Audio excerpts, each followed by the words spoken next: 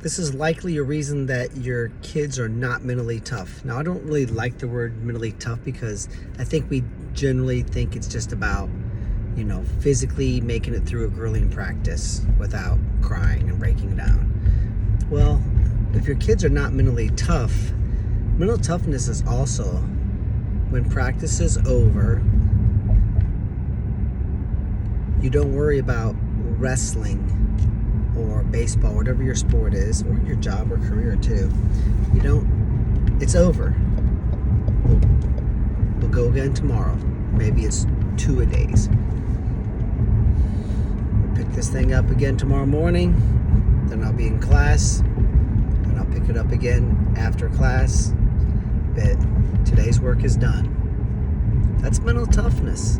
Mental toughness is being able to sleep like a baby before a big tournament. It's very difficult to do, but that's part of mental toughness. So just go harder, do more. That's really not the root cause. I've known a lot of people, and I was extremely mentally tough by, the cliche sort of definition.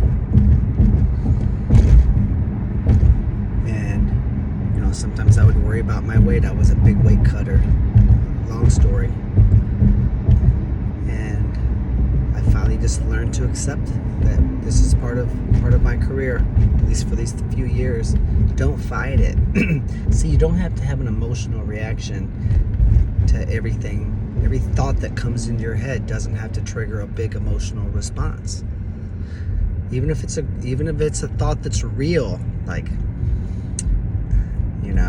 maybe I did a weight cut this morning and I didn't get as much weight off as I would like, and now we got to catch the bus, so I'm gonna have to pull weight at the tournament. Okay, that's a real issue, maybe even sort of an emergency. Okay, let's not have a massive mental emotional overreaction.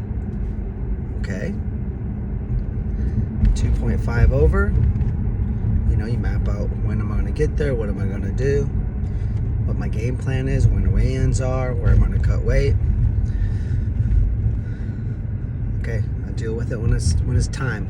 But right now it's not time. I got a 2-hour bus ride.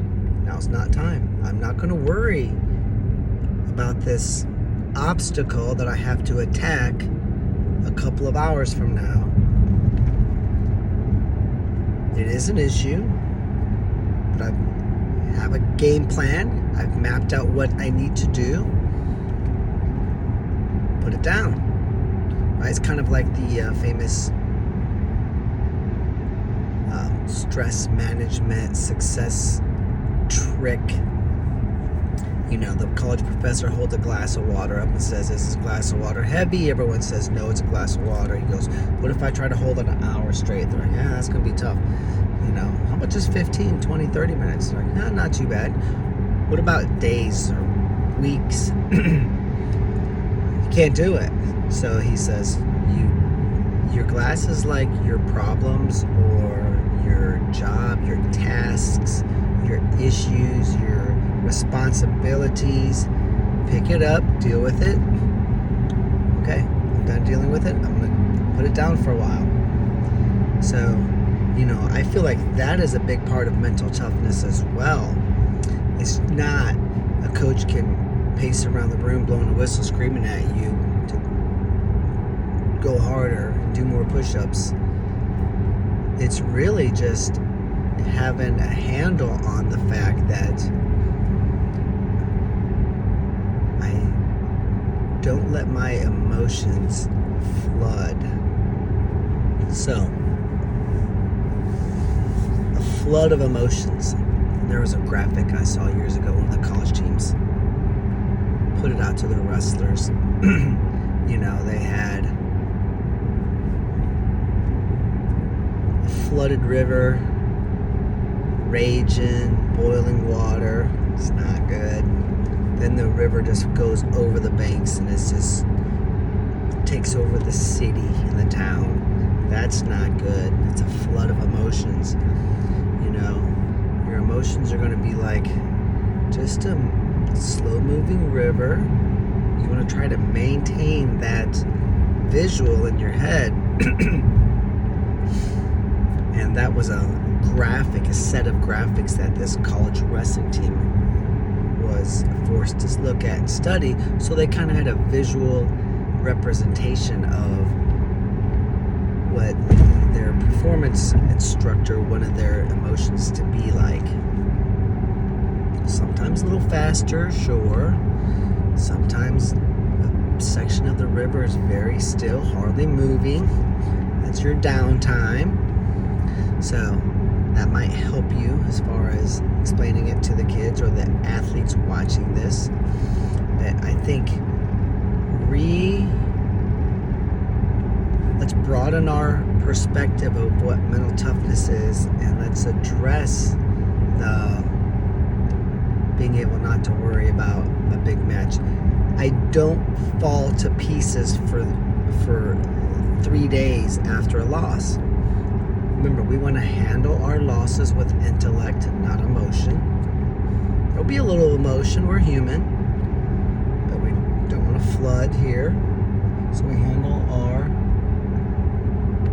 losses with intellect, not emotion. We also handle our wins with intellect. We want to evaluate our wins and say, why did I win that match? Well, that was that stalemate on the edge. Or I didn't rush my quick change off on the edge.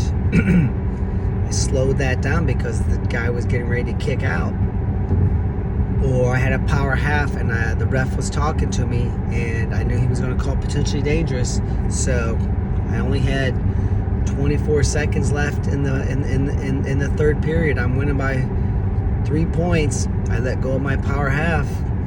Then I went back to it. I went to a Turk and was not able to turn my opponent, but I sure did run the clock down and I got to keep my legs in. He didn't make me reset.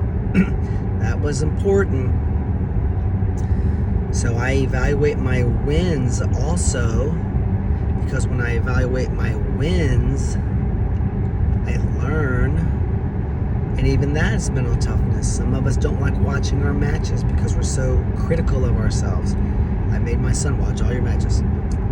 If you felt like you wrestled terrible or you mentally were a wreck, even if you won, I'm embarrassed by the way I wrestled and my emotions and thoughts. My mental prep was terrible.